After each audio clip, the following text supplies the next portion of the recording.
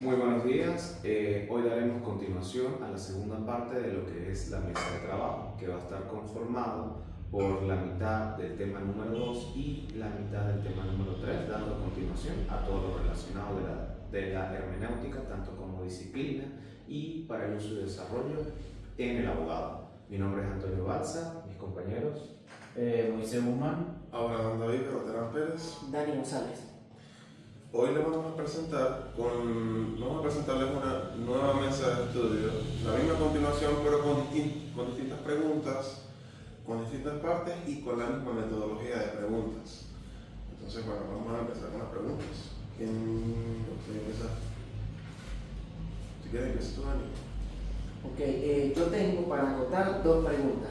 La primera sería, según la lógica formal, ¿cuál es la doble naturaleza o concepción de la disciplina y cuáles son los cuatro principios axiomáticos universales que sirven de base al pensamiento y al quehacer científico? La lógica ha prevalecido históricamente con una doble concepción, como lo es la disciplina práctica normativa y la disciplina teorética. La disciplina práctico normativo o arte que enseña a ordenar los juicios y racionamiento en el discurso y la controversia. Este conjunto define como la ciencia y el arte de dirigir los actos de ración hacia el conocimiento. Y la ciencia teorética es la ciencia de los entes de razón. Existen cuatro principios.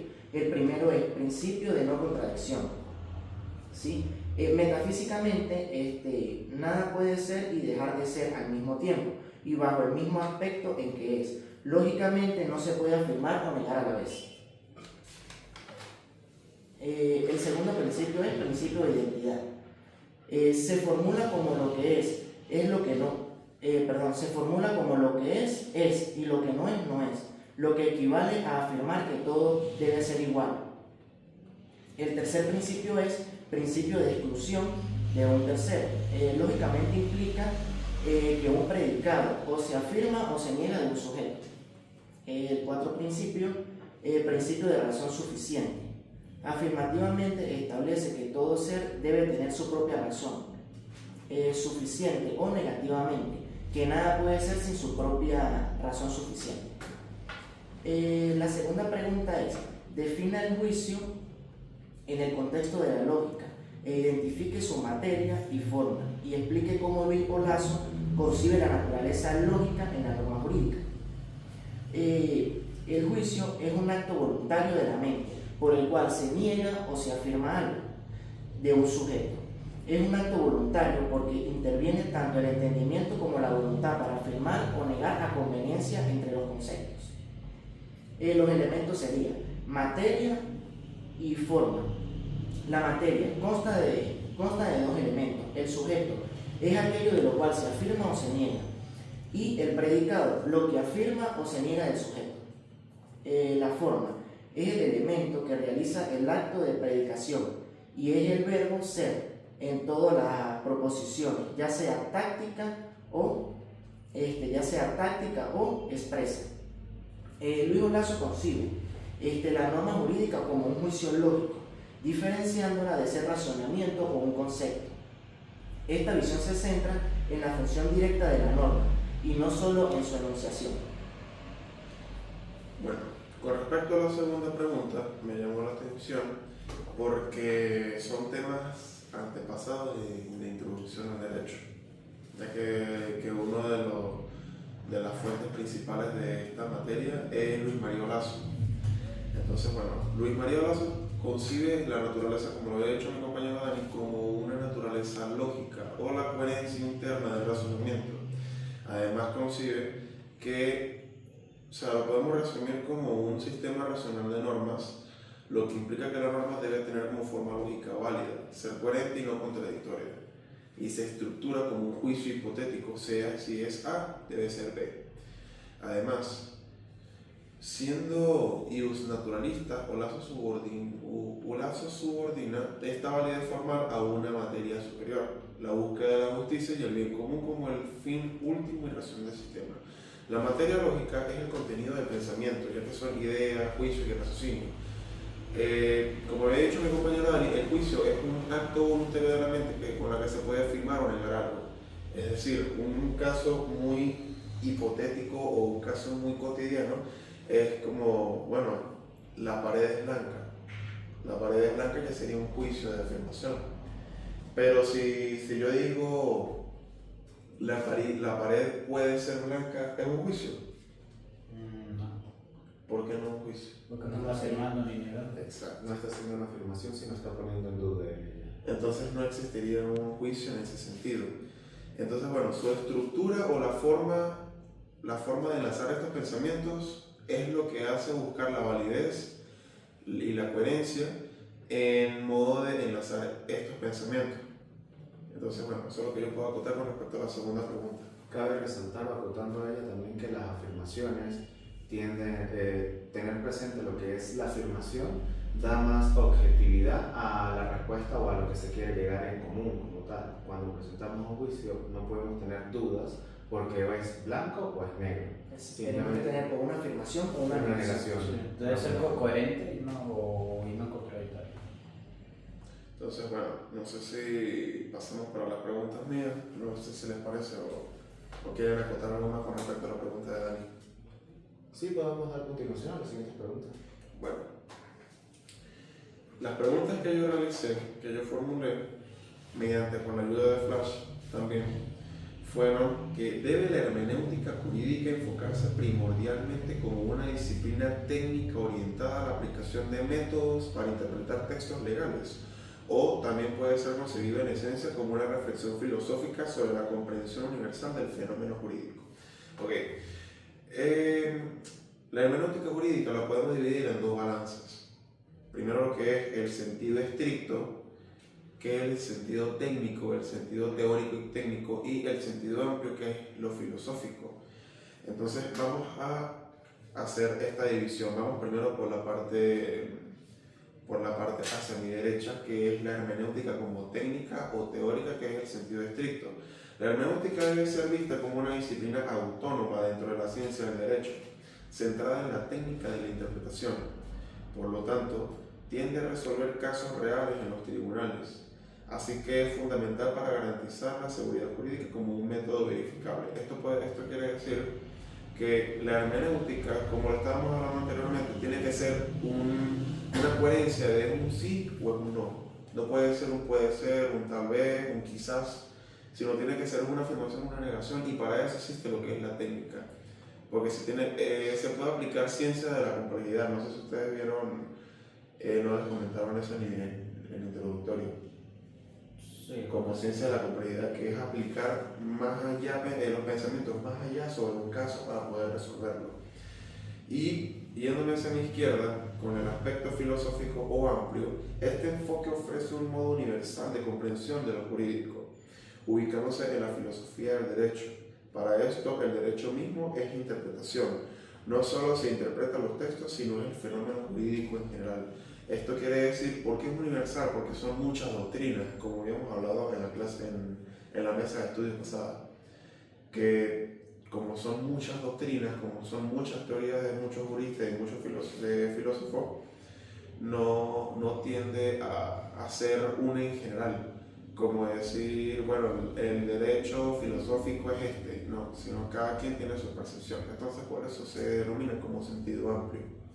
Entonces, bueno, eso es lo que yo puedo acotar. No sé qué les gustaría comentar. De repente, Moisés.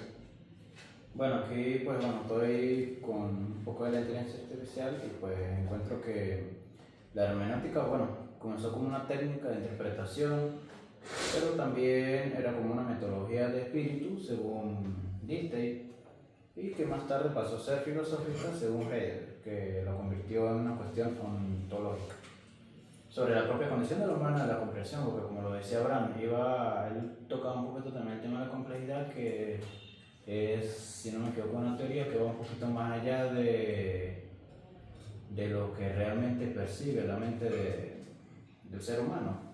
Y que pues bueno, la hermenéutica más que una teoría, pues bueno, tiene un fundamento teórico, tiene una orientación práctica, se puede decir que está conformado por ciencias sociales, el derecho, la educación general, y que pues también ha ejemplificado esta orientación como la aplicación de enfocarse propiamente en la interpretación de los textos.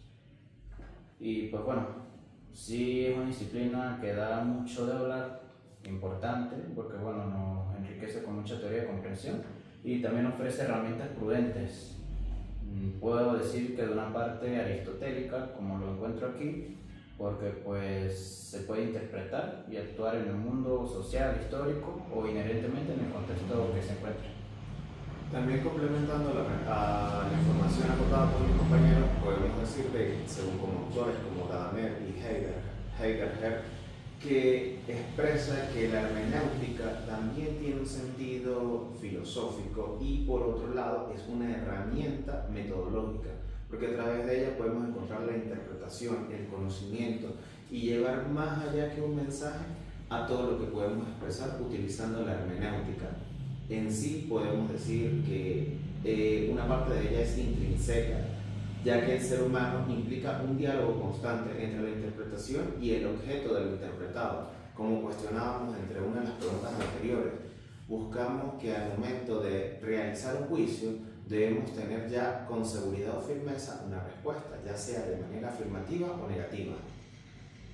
Perfecto. Vamos entonces a Bueno, pasar a las preguntas que yo pude sacar referente a los temas que el profesor ha publicado, la primera es: ¿cuál es la diferencia fundamental entre el acto de interpretar y el acto de argumentar en el contexto jurídico y cuáles son sus elementos claves que componen el argumento?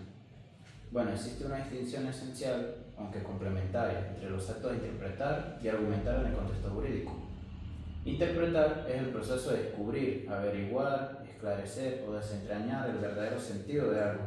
Y también la interpretación, que busca descubrir el significado de lo que fue expuesto por el autor, o en el sentido de un símbolo, texto, expresión artística, etc. Argumentar es la fundamentación determinada de la tesis, sobre la base de un razonamiento. Esto significa que ofrece una razón o un conjunto de razones en apoyo a ciertas afirmaciones o decisiones, que bueno, creo que eso va mucho a la mano con las preguntas que se han formulado antes de esta, de mis compañeros, porque puede ser afirmación o negación, y pues esto, si lo podemos involucrar, tiene mucho que hablar con la parte del concepto y lo que es el juicio en la lógica. Pero esos son temas, bueno, que son un poquito más complejos, por así decirlo.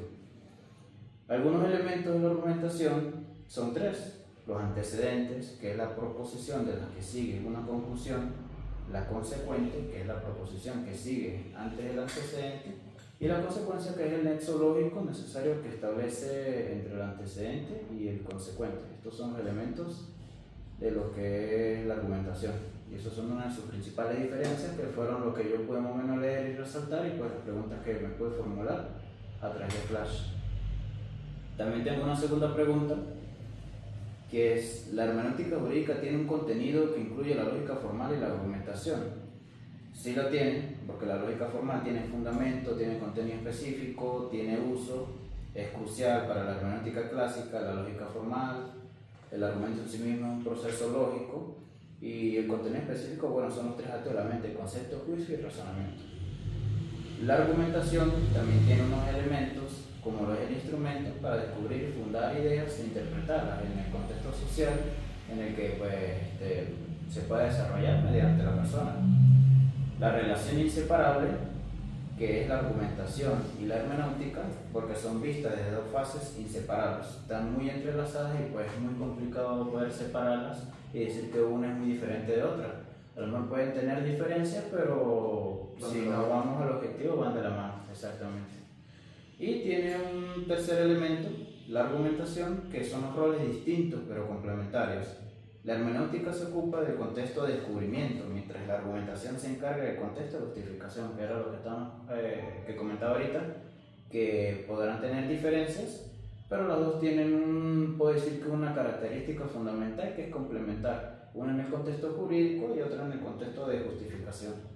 Esas son las preguntas que pues yo puedo resaltar. Bueno, con respecto a la primera pregunta, no sé si han escuchado de que hay unas etapas para poder hablar o para poder alegar sobre una ley, que es: la ley no se estudia, sino la ley se analiza. La ley no es objeto de estudio. La ley no es objeto de estudio. ¿Qué dice? La ley se analiza, se interpreta y se argumenta. Entonces, veo correlación entre la primera pregunta. ¿Por qué? Porque eso, o sea, cada cuestión, cada aspecto, cada ámbito tiene su propia etapa, tiene su proceso. Y para eso existe lo que es la hermenéutica. O sea, es interpretar o es alegar de una manera propia y crítica con respecto a algo que uno está viendo. Entonces, es crucial porque si nos ponemos a ver, bueno, yo más o menos he visto son los temas de Claro y los temas de Flash, y todo tiene correlación, todo, porque para poder interpretar, para poder argumentar una ley, se necesita un juicio, se necesita un concepto, se necesita un término, que esos son aspectos que se van a ver en otros temas para ya que son temas más avanzados, por así decirlo. Sí, que son temas que ya, por ejemplo, en la introducción lo vimos bastante sobre la ley, su proceso, su aplicación, su aprobación, son temas que van mucho de la mano ahorita, por ejemplo, con la hermenéutica, porque, bueno, tanto temas de visión contemporánea como introducción, van ya vemos que ciertos conocimientos que hemos adquirido han tenido mucha relación ahorita con los temas que actualmente estamos viendo en esta materia. Y que todo de un simple modo tiene una correlación que se va conectando una con otra, porque acotando la información entre la diferencia de interpretar y argumentar debemos tener presente, como lo mencionaba también mi compañero Abraham, que por lo menos la parte de la interpretación es darle un sentido a la norma, es buscar encontrar ese sentido de esa forma informativa o normativa y la conducta que nos lleva a ello, mientras que en la argumentación es buscar dar justificación y razón a la interpretación. Cada cosa va teniendo una conexión con la otra para llegar a un fin, que es lo que se busca en este caso, la implementación o la utilización de la hermenéutica cuando va en el sentido del abogado o en la parte jurídica. Es importante porque la hermenéutica cumple la función esencial de mediar entre lo que ya fue expresado, el pasado que vendría siendo el texto, ¿sí? Y el sujeto que intenta comprenderlo, el presente, el intérprete, reconociendo que la comprensión siempre es finita, histórica y conceptual. Bueno, por cierto, se me olvidó comentarles que yo tengo una segunda pregunta. Nosotros hablamos fue de la primera. Mi segunda pregunta fue, dada la complejidad del derecho, ¿la aplicación de la norma por parte del jurista puede limitarse a la lógica formal y el silogismo? ¿O es imperativo trascender a la teoría de la argumentación jurídica por justificar racionalmente las decisiones, especialmente en los casos difíciles? Es lo que estábamos hablando anteriormente con respecto a mi pregunta en hermenéutica como teoría o técnica, que es el sentido estricto. Vamos a hacer como un tipo de repaso con respecto a esto. Igual, vamos a poner otra vez una balanza. Lógica formal y argumentación. Vamos con la lógica formal. Esta teoría concibe el derecho como un ordenamiento jurídico coherente y completo. Y por lo tanto, esta visión prioriza la rectitud formal y la eliminación de contradicciones en las normas. ¿Esto qué quiere decir? En este caso, el legislador tiende a... Bueno, es algo imposible. Yo considero que eso es algo imposible.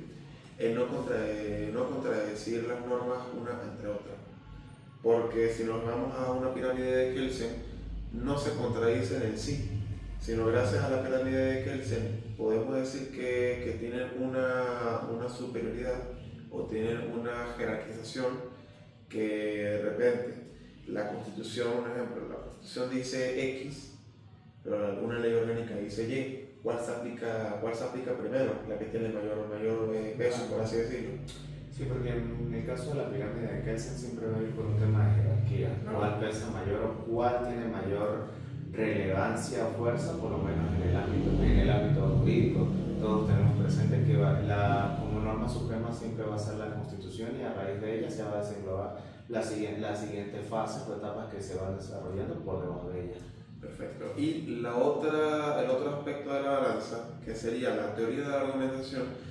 Esta teoría es indispensable para resolver los casos difíciles y permitir la ponderación de los principios jurídicos y valoración de los fundamentos. ¿Esto qué quiere decir? Bueno, esto quiere decir que la lógica formal tiene un ordenamiento jurídico único, tiene justificación interna y podemos decir que elimina contradicciones entre las mismas normas, aunque la lógica formal también la podemos denominar como estructuralismo, aunque la argumentación es el funcionalismo. ¿Y cuáles son sus características? Tiene ponderación de principios, es una lógica no formal, tiene justificación externa y su objetivo sería resolver casos reales, llenar vacíos, lagunas legales o vacíos legales y resolver lo que es el problema que también se ve en problemas para definir el derecho en introducción, que sería la ambigüedad y la vaguedad de los lenguajes. Eso es algo también muy importante, porque esto tiene una notable relación, debido a que el derecho es un medio, es un mensaje o una forma de comunicación. Y se estudian los problemas de que el lenguaje plantea la interpretación como la ambigüedad, vaguedad y la indeterminación. Además, esta misma lógica formal y la argumentación, estas dos balanzas se enfocan en distintas ramas, que sería como filosofía del derecho, también como retórica, como metodología jurídica, que es lo que más o menos hayamos citado con respecto a que la ley no es objeto de estudio. También podemos denominar la praxis del abogado, que se enfoca en tres ámbitos, que sería creación, interpretación y aplicación del derecho, o en este caso de la ley. Entonces podemos denominar, o yo personalmente puedo analizar con respecto a esta pregunta y respuesta, que todo es yo considero que todo esto es universal. ¿Por qué? Porque existen distintas herramientas para poder evaluar y poder distinguir un concepto único o un criterio único o un término único con respecto a estos temas. Pero yo considero personalmente que tiene más peso la hermenéutica jurídica, y la hermenéutica en un sentido amplio tiene más jerarquización que el estricto, aunque los dos van de la mano. Los dos van de la mano, ¿por qué? Porque uno te puede decir universal porque tiene muchas doctrinas, porque se puede aplicar de distintas formas, son como distintos caminos para llegar a un destino. Aunque el estricto es solamente un camino, y tú eres autónomo en cuál puedes decidir, el estricto o el amplio. Sí, porque en ese sentido buscan mucho debatir diferentes maneras de interpretarlo, de analizarlo, pero ya va a ser cuestión de cada persona o de cada autor por cuál quiere inclinarse más. Eso siempre va a ser la diferenciación entre también parte de lo que va a ser el sentido estricto y el sentido más amplio, igual deciden tomar como base fundamental. Ok, podemos pasar a la siguiente pregunta, Antonio. Bueno, entre mis preguntas, una de ellas es la importancia de la oratoria en la implementación de la hermenéutica en sentido general para el abogado. Hay que tener muy presente que la parte de oralidad o de oratoria para un abogado es fundamental, y mucho más en la cuestión de la hermenéutica, ya que a través de ella podemos lograr interpretar todas las bases y aplicaciones del derecho, su conocimiento, sus palabras técnicas, y de que de una u otra forma como abogado, a la hora de realizar o desenvolvernos en un juicio, podemos tener el conocimiento, la manera más analítica de cómo desenvolvernos durante un juicio como tal. Pero no solamente esa va a ser la parte fundamental o importante como abogado, de que yo pueda entender lo que estoy desarrollando, sino también saber transmitir a través de esa audiencia o de ese juicio mis conocimientos y por qué yo tengo la razón, o las bases fundamentales de que tengo la razón. Hay parte de ello de que en el sentido o en el principio de oralidad es fundamental saberle transmitir la información al juez, que va a ser la pieza principal en una audiencia. Como estábamos hablando en la mesa de estudio pasada. Es algo muy fundamental y que lo debemos tener muy presente en cualquier momento de cualquier proceso o desarrollo procesal que se pueda presentar en ello. Por eso es fundamental tenerlo muy presente en la hora de la hermenéutica para yo poder transmitir esa información. Esa es una de las preguntas. No sé si desean aportar algo a ella. No sé qué piensan. Bueno, yo puedo decir que la oratoria es una herramienta esencial para el abogado. Eso es por ley. ¿Por qué? Ya que no se limita a la mera elocuencia, sino que constituye el arte de persuadir, argumentar y transmitir con claridad la posición legal ante jueces, jurados y clientes,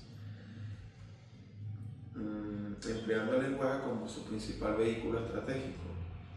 Para el jurista, la hermenéutica no solo revela qué dice la norma, sino lo que quiso decir, cómo se puede aplicar, cuándo se puede aplicar, todo. O sea, es una cuestión muy amplia. Y este sería el puente intelectual, así decirlo, que conecta el texto legal estático con la realidad dinámica del caso. Es decir, nosotros podemos aplicar un artículo o una ley o un código, una sentencia, un decreto, una norma escrita, una norma no escrita, cualquier base legal o cualquier fuente mediante un caso específico, que ahí es cuando el abogado tiene que trabajar intelectualmente para poder resolucionar ese caso, que en este caso sería como lo estábamos hablando en la pregunta pasada con respecto a la hermenéutica teórica y técnica en sentido estricto.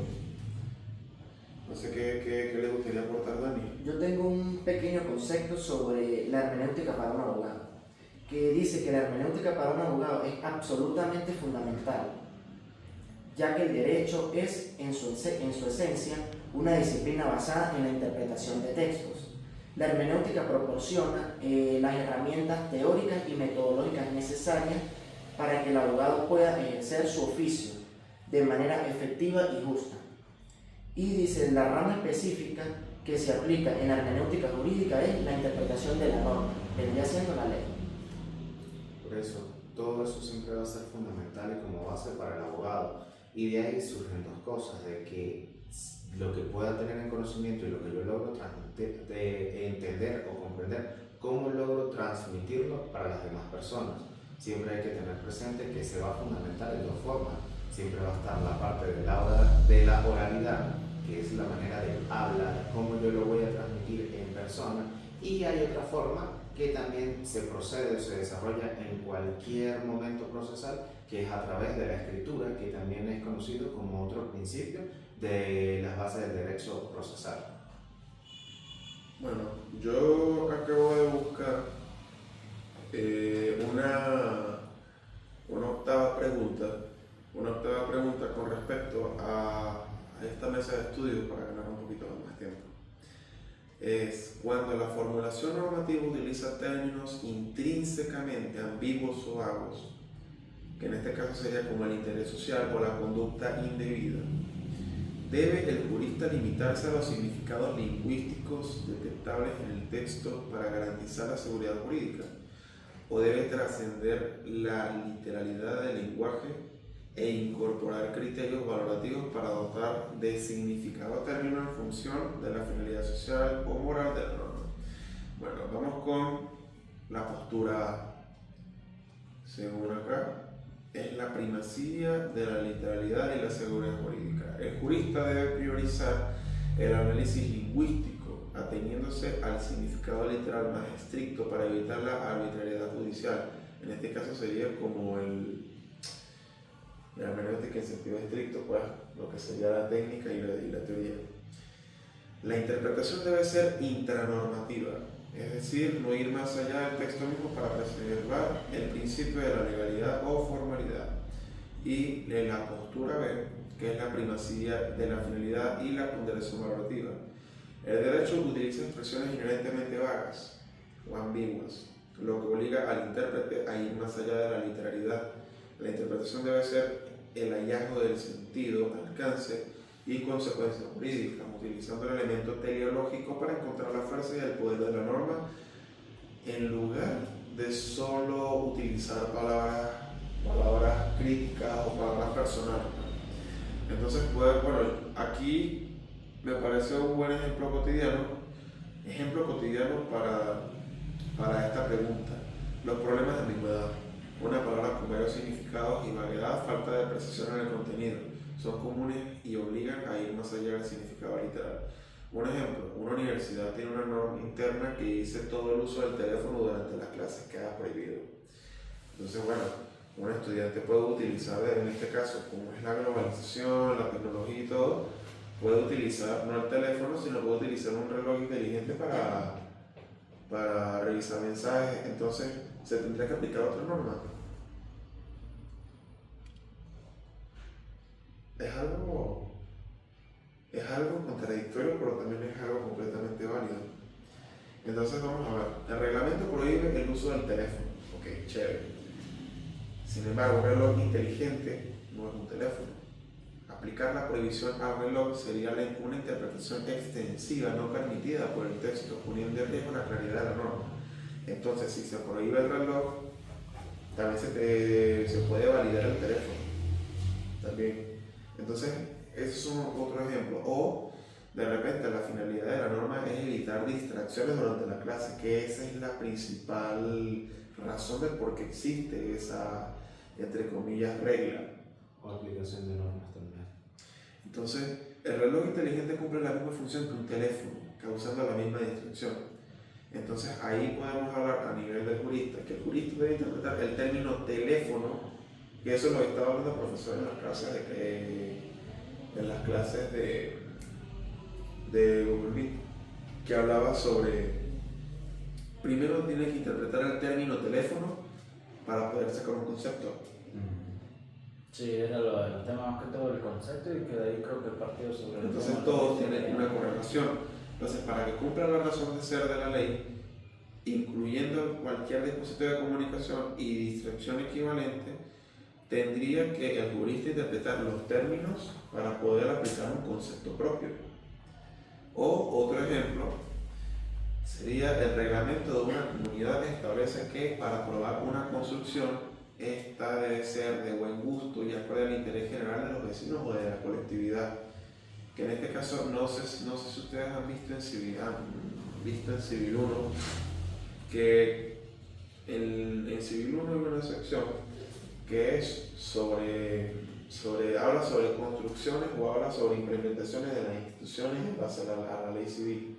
Es decir, todo tiene una finalidad. Si yo voy a construir algo, tengo que explicar una justificación, un propósito, una finalidad, por qué y para qué. Y eso también se ve en metodología. Entonces, como estamos a volver al mismo escenario, el reglamento de una comunidad establece que para aprobar una construcción, esta debe ser de buen gusto y de acuerdo al interés general colectivo. Entonces, ponte que una persona de 100 propone pintar su casa de color fucsia brillante. Entonces, el buen gusto es radicalmente vago. No existe un significado único científico. Entonces, aquí el jurista, al aplicar esta norma, no puede limitarse a la lógica formal, sino que debe incorporar criterios valorativos, ya sean estéticos, sociales o comunitarios, para dotar de contenido a la variedad. Entonces, ahí es cuando esta teoría se colapsa, pues no hay un significado literal de buen gusto que se pueda descifrar. El jurista debe construir el significado argumentando los fines de la convivencia. ¿Qué tiene que ver que una persona propone pintar el lugar de fucsia brillante con la estética de la sociedad? Que no todo el mundo le va a gustar la fucsia brillante. Tiene que ser un interés de buen gusto y tiene que ser un interés colectivo. Es decir, tú puedes pasar en una calle y ahí en esa calle viste casa. Y la mayoría de las casas, si tú te pones a ver, son que si azul, colores comunes, blanco, colores neutros, colores sólidos. Pero por lo menos entre esas 20 casas, una es verde, es roja, es amarilla, es naranja, no es común. Entonces, ok, aquí aplicaríamos la individualidad de la persona, pero no a nivel colectivo. Entonces, ahí es cuando se aplica lo que es la vaguedad y la ambigüedad para poder determinar ese escenario. Entonces, eso es como un caso, son ejemplos distintos. Sin embargo, me parece mucho mejor el ejemplo número 1. El ejemplo número 1 sobre una norma, sobre una ley. Porque eso pasa. Eso a nivel cotidiano, eso pasa. Y que de una u otra forma no está discusión, sino es algo que ya está implementado y se va a aplicar en un determinado grupo de personas. Claro, en este caso pues sería una norma general, pero como tal, por la misma globalización y la misma tecnología, se tiende a contradecir un poco. ¿Por qué? porque el derecho tiene que ser progresivo, tiene que condicionarse, tiene que actualizarse. Entonces, para que se ponga de repente a decir, no, el uso del teléfono es prohibido, pero si tengo el reloj inteligente, no sería la misma función. Tiene que actualizarse para ir para iguales. Bueno, no sé si a alguien le gustaría contar algo más, o ya finalizaríamos la mesa de estudio. Sí, las preguntas. No, pues ya las preguntas ya están. No sé qué opinas tú, Antonio. Creo que para finalizar es una pregunta ya de cierre de contenido. ¿Por qué es necesario el uso de la hermenéutica como tal a discusión? Y si nos vamos en un sentido general y concluyendo un poco, lo podríamos definir que principalmente porque a través de ella buscamos la interpretación y la comprensión no solo de textos, sino de aplicación y de utilización de todas las normativas en el ámbito jurídico a uno como información como abogado, y que a través de ella nos va a ayudar, nos va a generar herramientas necesarias para saber desempeñarnos en nuestra carrera a lo largo de la vida, pues.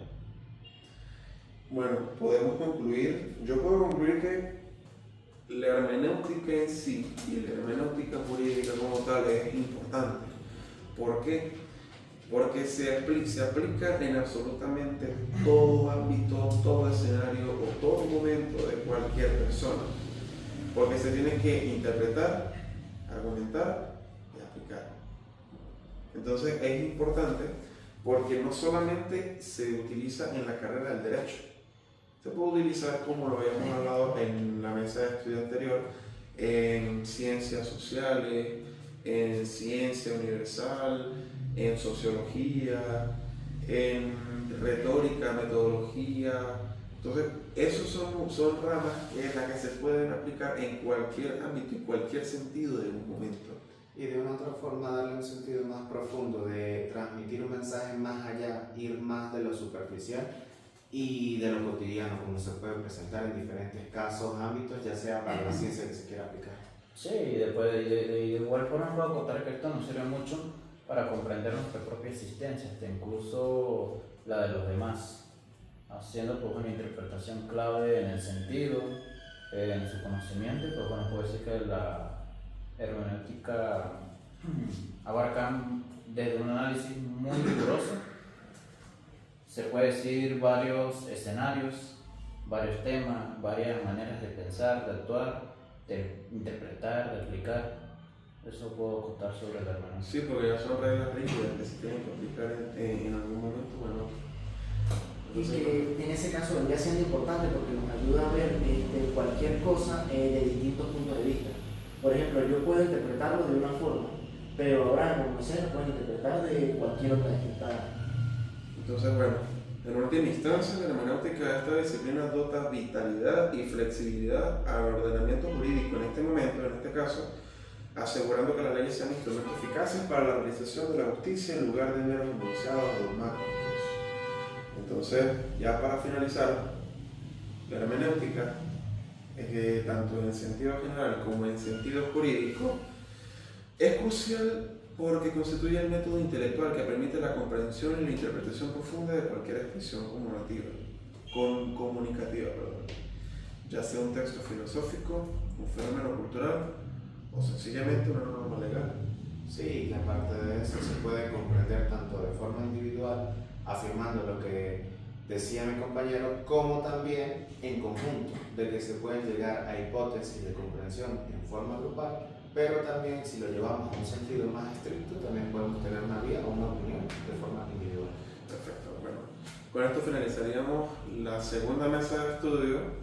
Muchas gracias. Nuestra compañera Ariadne Duque, bueno, no pudo asistir por asuntos personales, pero de igual manera pues ella está al tanto sobre nuestra mesa de estudio. Ya está al tanto de todo. Y bueno, con estos temas creo que concluimos. Y damos fin al desarrollo tanto del tema 1, 2 y 3, dando la continuación y finalización con este video. Muchas gracias. Muchas gracias, profesor.